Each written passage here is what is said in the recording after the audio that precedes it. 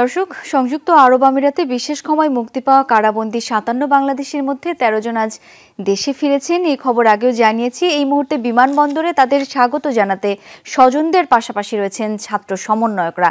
আমরা সরাসরি সেখানে চলে যাব। এই মুহূর্তে সেখানে ব্রিফিং চলছে। শ্রীলঙ্কা আবারও রপ্তানিতে শীর্ষে। আজকে আমরা টোটাল ১১৪ জন আমরা মুক্তি পেয়েছি।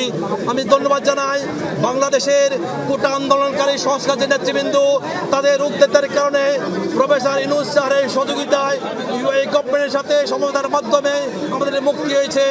আমরা খবর পেয়েছি ইউএই জেলার পুলিশ সুপার আমাদেরকে বলেছে, তোমরা আবার জন্ম পেয়েছ, তোমাদের নতুন প্রফেসর ইউনূস সাহেব তোমাদের জন্য দিন রাত দরবার করে আমাদেরকে মুক্তি হয়েছে, না হলে কিন্তু আমরা মুক্তি পেতাম না।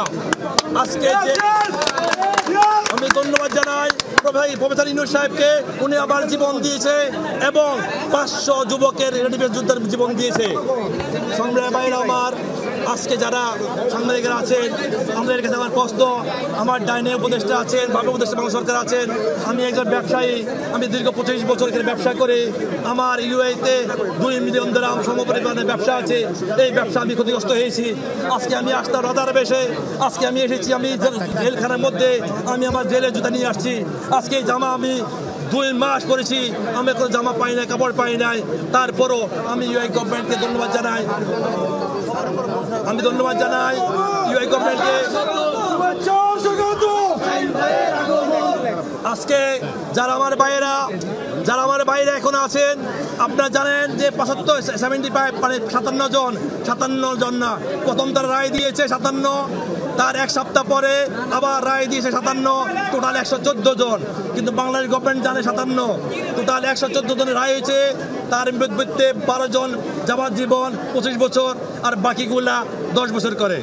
আর যারা এখনো বাকি আছে, আমি আমার উপদেষ্টা নেতৃবৃন্দ বলবো, প্রফেসর স্যারকে বলবো, তাদেরকে অবশ্যই মুক্তি করার জন্য। তাদেরকে কিন্তু এখানে হাইডাই করে রাখছে। আমরা আজকে দেখেছি ৫০০-র অধিক আমরা যে জেলে ছিলাম, এখনো তারা আছে, তাদের কোনো সাজা হয় নাই, এমনি রাখে দিচ্ছে। আমি এই সরকারের প্রতি আহ্বান জানাবো, তাদের প্রতি যেন দ্রুত ব্যবস্থা নেওয়া হয়। আর আমাদের যে ক্ষতিগ্রস্ত হয়েছি, আমাদের ব্যাপারে যেন সুদৃষ্টি দেখে। আজকে আমরা ঘরের ভিখারি হয়ে গেছি। আজকে আমার ছেলে আছে, আমার পরিবার আছে, আমি শূন্য হাতে আজকে এসেছি, যেন আমাদের প্রতি শূন্য ধরে রাখে। আমি আমার বক্তব্য রাখি। আসসালামু আলাইকুম।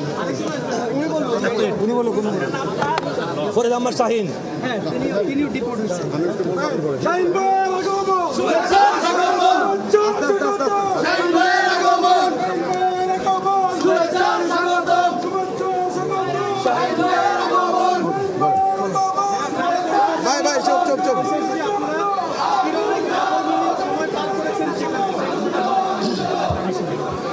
আসসালামু আলাইকুম ওয়া রাহমাতুল্লাহি ওয়া বারাকাতুহু।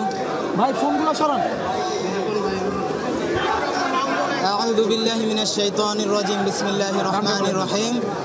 ইয়াকা না'বুদু ওয়া ইয়াকা নাস্তাঈন।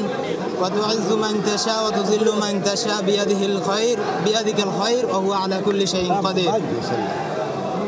আমি মোহাম্মদ জহিরুল ইসলাম নাহিদ, নোয়াখালীর সন্তান, বাবা মোহাম্মদ নাসির উদ্দিন।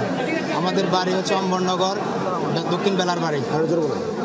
আমি আসলে এরকম পরিস্থিতি কখনো ফেস করি না, যার কারণে আমি ওইভাবে ওনার মতো কথা বলতে পারবো না, হাত লড়াই বা জোরে উচ্চস্বরে। আমি আস্তে আস্তে বলবো, তবে সব কিছু আমি ক্লিয়ার করার চেষ্টা করবো এবং সবার পক্ষ থেকে আমি কথা বলবো ইনশাআল্লাহ। শুরুতে মহান আল্লাহ তাআলার প্রশংসা করে তো শেষ করতে পারবো না, যে এমন একটা অবস্থা থেকে উনি আল্লাহ আমাদেরকে মুক্ত করেছেন। আল্লাহর প্রশংসা, সর্বোচ্চ প্রশংসা মহান আল্লাহ তাআলার জন্য। এর পরবর্তীতে যদি প্রশংসা করতে হয়, তখন বাংলাদেশের ছাত্রদল এবং সাধারণ জনগণের প্রতি আমি সম্মান জানাই। এর পরবর্তীতে যদি বলতে হয়, ডক্টর ইউনূস স্যারের প্রশংসা তো আমি কী দিয়ে করবো আমি জানি না, যে উনি এত চমৎকার একটি কাজ করেছেন যে ওনার প্রশংসা করে আসলে আমি আমার ভাষায় প্রকাশ করতে পারবো না। তো ওনারা সর্বোচ্চ প্রশংসনীয় ছিল। তো ৫২ আন্দোলনে আমি ছিলাম না, যেহেতু আমার জন্ম হয়নি। ৭১ আন্দোলনে আমি ছিলাম না, তখন আমার জন্ম হয়নি। কিন্তু ২০২৪ সালের আন্দোলনে আমি ছিলাম, যেহেতু আমার জন্মগ্রহণ করা হয়ে গিয়েছিল। আর আন্দোলনে যোগ দেওয়ার মতো বয়স আমার